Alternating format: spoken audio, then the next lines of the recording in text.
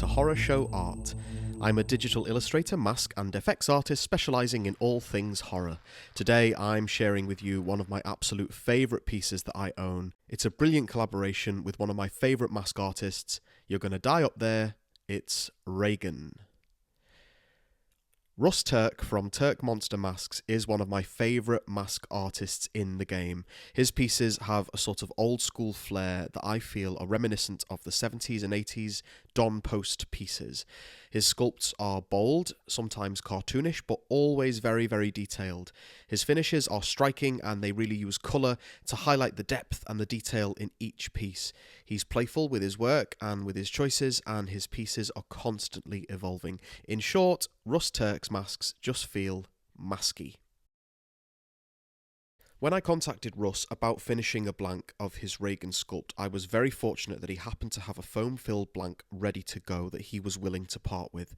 I've never seen anyone else finishing blanks from Russ, so I don't know how regularly he offers them, but I was very, very happy to be given the opportunity. When Regan arrived, my first thought was that she was huge. This is definitely one of the largest pieces in my collection, which I love.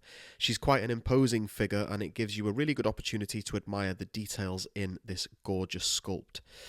I didn't document too much of the process, but I began by basing it out in white and building up a sickly skin tone through washes, mottling and spattering.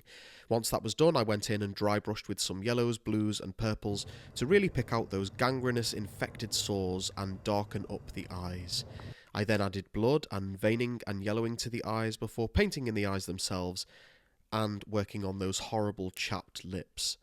The teeth were resin pieces that came separately, so I painted those up good and rotten and glued them into the mouth.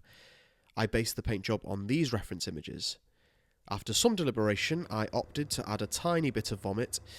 I made a mixture out of Latex and acrylic paint and colour matched it to this scene. After that, I roughed up a brownie blondie wig with heat and matte finish spray, and she was done. The power of Christ compels you to take a look at this finished mask. I completely love this piece. I'm so happy with it. The sculpt is just brilliant, and I'm really pleased with my work on the finish.